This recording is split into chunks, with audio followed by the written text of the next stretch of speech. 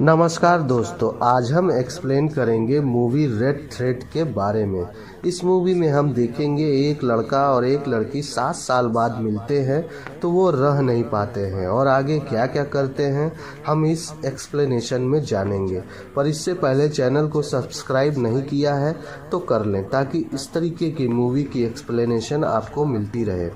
Movie शुरू होती है और हम एक ब्यूटीफुल एयर होस्टेज एप्रल को देखते हैं। वह एक जगह हेडफोन लगाकर म्यूजिक सुनने लगती है। तभी उसके बगल में एक लड़का आता है और वो भी म्यूजिक सुनने लगता है जिसका नाम है मैनवट। अब लड़का देखता है कि एप्रल को सॉन्ग प्ले करने में प्रॉब्लम आ रही है तो वो उसकी हेल्प करता है। एप्रल उसे स्माइल देती है और दोनों अपने अपने रास्ते निकल जाते हैं। अब किस्मत इन्हें फिर मिलाती है क्योंकि इनकी फ्लाइट सेम होती है। एप्रल एक बच्चे के साथ आती है और मैनुअल से कहती है वह बच्चा अकेले सफ़र कर रहा है और इसकी जिम्मेदारी मुझ पर है, इसलिए तुम इसका ध्यान रखना। फ्लाइट टेक ऑफ करती है और मैनुअल एप्रल के पास जाता है। एप्रल कहती है तुम्हें नींद नहीं आ रही है। वह कहता है उसे फ्लाइट सिकनेस है। फिर वो उसके काम के बारे में पूछती है। मैनुअल कहता है वह वाइन बनाने का काम करता है। तभी दोनों देखते हैं एक दूसरी एयर होस्टेस किसी आदमी को किस कर रही थी, जिसे देख दोनों मुस्कुराने लगते हैं। मैनुअल एप्रल से फ्लर्ट करने लगता है। भी वही एयर होस्टेज आ जाती है जो अभी अभी अंदर मजे कर रही थी। मैनुअल वहां से चला जाता है पर कुछ देर बाद वो फिर से एप्रल के पास जाता है। एप्रल कहती है यहाँ बार बार मत आओ, मुझे काम करना है।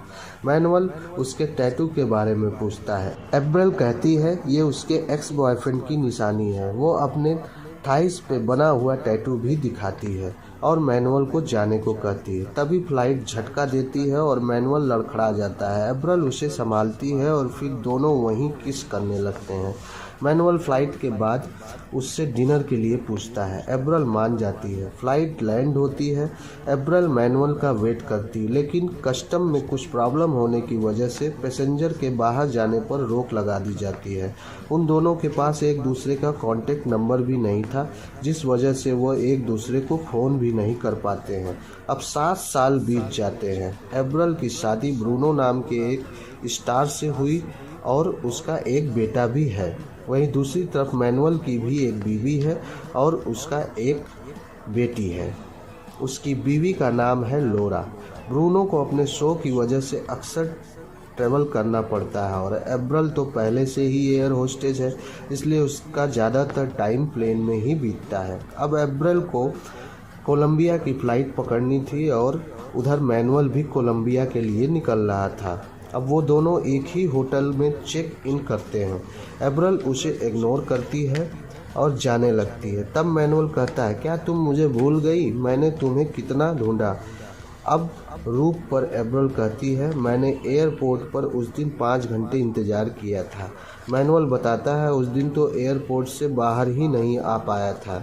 अब दोनों डिनर पर एक दूसरे को अपनी फैमिली की फ़ोटो दिखाते हैं। एप्रल कहती है मिल गया तुम्हें तुम्हारा सच्चा प्यार। पर मैनुअल कहता है यह प्यार हमारे बीच भी हो सकता था पर किस्मत को कुछ और ही मंजूर था। मैनुअल कहता है मुझे तुमसे उसी दिन प्यार हो गया था। एप्रल कहती है तुम्हें एक किस में ही मुझसे प्यार हो गया। उसके बाद वो वहाँ से चली जाती है और अपने बॉस की पार्टी ज्वाइन करती है। उसे मैनुअल दिखता है जो अपने रूम की विंडो से उसे देख रहा था। एप्रल उसे अपने साथ डांस करने को कहती है। डांस करने के बाद दोनों अकेले में चले जाते हैं। एप्रल उसे गाल पर किस करके जाने लगती है। मैनुअल उसे पकड़ लेता है और लिप किस करने लगता है। दोनों बेकाबू हो जाते हैं लेकिन एप्रल वहाँ से चली जाती है। फिर दूसरे दिन दोनों एक दूसरे के साथ घूमने जाते हैं।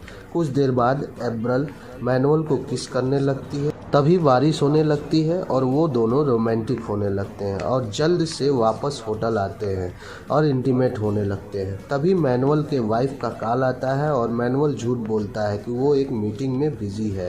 एप्रल अपसेट हो जाती है और मैनुअल से कहती है वह गलत कर रहे हैं और वो दोनों अपने पार्टनर को चीट कर रहे हैं और वहाँ से चली जाती है। अब कई दिन बीत जाते हैं। मैनुअल का काम में मन नहीं लग रहा होता है। वो बार बार एफबी पर एप्रल की फ़ोटो देखता है और मैसेंजर पर मैसेज करता है। एब्रेल उसका मैसेज पढ़कर रिप्लाई नहीं करती है। मैनुअल दुखी हो जाता है। अगले सीन में हम लोरा को देखते हैं जो ब्रूनो की फ़ोटो शूट कर रही थी। तभी वहाँ मैनुअल आ जाता है। एक बार फिर एब्रेल और मैनुअल का आमना सामना हो जाता है। ब्रूनो और लोरा शो में बिजी हो जाते हैं और मैनुअल एब्रेल के पीछे से टच करने लगता है और कहता है यहाँ से बहाना करके चलते हैं और होटल में जाकर मज़े करेंगे। एब्रेल गुस्सा होकर चली जाती है और मैनुअल अपने होटल चला जाता है। अब एब्रेल खुद को कंट्रोल नहीं कर पाती है और होटल रूम में आ जाती है और दोनों इंटीमेट होते हैं, जिस वजह से एब्रेल अपने बेटे को स्कूल से पिक करना भूल जाती है। ब्रूनो को उसे पिक करना पड़ता है। एब्रेल को फिर से गिल्टी फील होता है।